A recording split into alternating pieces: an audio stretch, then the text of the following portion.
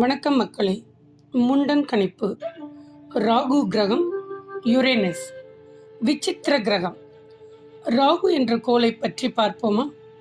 இது சூரிய குடும்பத்தில் 7வது கிரகம். வெளிர் நீல நிறத்தில் காட்சி அளிக்கும். சூரியனை சுற்றி வரும் கிரகம். அதனால் சூரியனிலிருந்து மிக தொலைவில் உள்ளது. சூரியனை ஒரு ராகு கிரகம் சுற்றி வர 84 ஆண்டுகள் எடுத்துக்கொள்ளுகிறது. எப்போதும் நாம் கிரகத்தின் காலத்தை கணிப்பிடும்போது பூமி ஆண்டு என்றே கணிப்பது வழமை. அந்த வகையில் பூமியின் 84 வருடம் ராகுவில் ஓராண்டு என கொள்ளலாம். யுரேனஸ் தன்னைத்தானே சுற்றி வர எடுத்துக்கொள்ளக்கூடிய கால அளவு என்பது 17 மணி 14 நிமிடங்கள் மட்டுமே. ராகு ஒரு விசித்திர கிரகம்.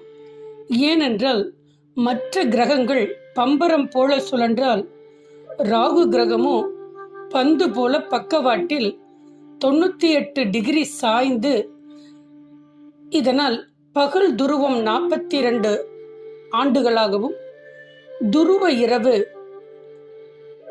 42 ஆண்டுகளாகவும் இருக்கும்.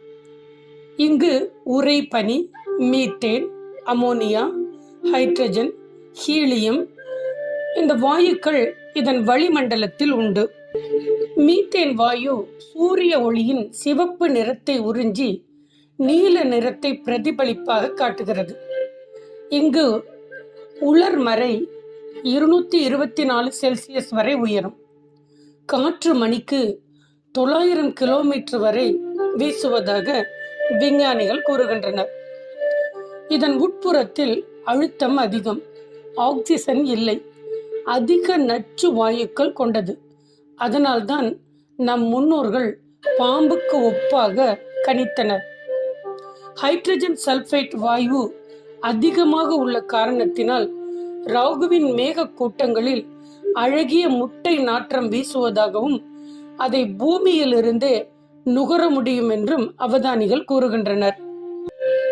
வளிமண்டலத்தின் ஆழமான பகுதியில் நீர், மீத்தேன், அமோனியா போன்ற கலவைகள் சேர்ந்து ஒரு வகை அமில கடல் உள்ளதாக கருதப்படுகிறது. அமிலம் என்றாலும் நஞ்சு என்றாலும் கிட்டத்தட்ட ஒன்றுதான் மக்களே.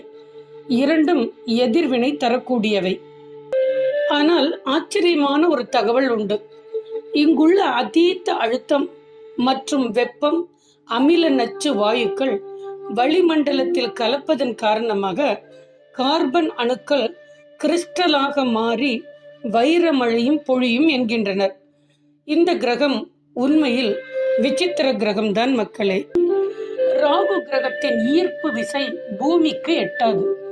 ஆனாலும் சூரிய குடும்பத்தின் வெளிப்புறத்தில் இருக்கும் விண்கற்களின் பாதையை சீரமைப்பதன் மூலம் பூமியை மறைமுகமாக காப்பாற்றி நிற்கிறது.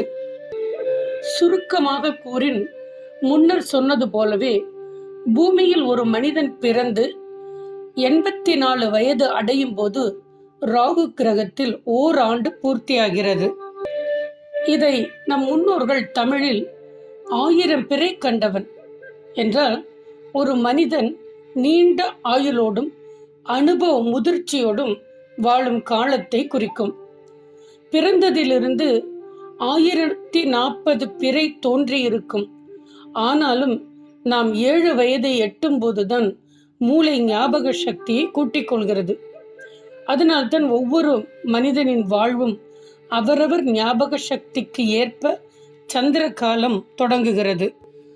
ராகு நார்த் நோடு தனித்துவமான பெயர்தான். சந்திரன் பூமியை சுற்றி வரும் பாதையும் பூமி சூரியனை சுற்றி வரும் பாதையும் ஒரே அளவில் இருப்பதில்லை. இந்த 2 பாதைகளும் 5 டிகிரி கோணத்தில் வெட்டி கொள்கின்றன எனலாம். அந்த புள்ளியை ஒன்றை ஒன்று கடக்கும் புள்ளி, சந்திக்கும் புள்ளி என்றும் கொள்ளலாம். ராகு நார்த் நோட் வடமுனை ஏறு முடிச்சு. சூரியனுக்கும் பூமிக்கும் இடையே அல்லது பூமிக்கும் சூரியனுக்கும் நேர்கோடு உண்டாகும் காலம் கிரகணம் ஏற்படும் காலமாகிறது. முண்டன் ஆஸ்ட்ராலஜியில் ராகு கோள்களின் ஆதிக்கத்துக்கு உட்பட்ட உறைபனி நாடுகளாக சிலவற்றை பார்ப்போம்.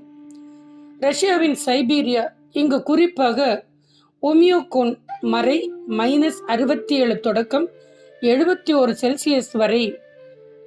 கனடாவின் வட பகுதி யூகான் மறை -63 செல்சியஸும், அமெரிக்காவின் அலாஸ்கா மலைப்பகுதியில் மறை 62 செல்சியஸும், மத்திய கிழக்கு நாடு கஜகஸ்தானில் மறை 52 செல்சியஸும் இந்த நாடுகளை தாக்கும் குளிர் பாதிப்புகள். உடல் வெப்பம் வேகமாக குறைந்து உயிர் ஆபத்தை கொடுக்கும். தோலின் செல்கள் உறைந்து அழுகிவிடும். மனிதன் தன் சூழலை வெப்பமாக வைத்திருக்க செயற்கை சாதனங்கள் தேவை. இயந்திரங்கள் வேலை செய்யாமல் நின்றுவிட்டால் உடலில் உயிர் தங்குவது கேள்விக்குறியாகும். மக்களே, இந்த யுரேனஸ் என்னும் ராகு கிரகம் அதிகமாக திடீர் மாற்றம், புரட்சி, தொழில்நுட்ப வளர்ச்சி, கடுமையான தட்பவெப்பம், எப்போதும் சுதந்திரத்திற்கான போராட்டம் என ஓடிக்கொண்டிருக்கும் மக்கள் அதிகம்.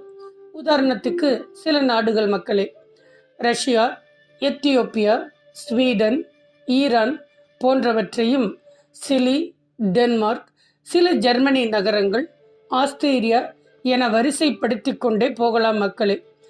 அடுத்த கிரகமான ராகுவின் உற்ற கிரகமான கேதுவில் சந்திக்கும் வரை இந்த விசித்திர ராகு கோளிலிருந்து விடுபட்டு கொள்ளும் நான் அன்புடன் உங்கள் அம்மாஜி.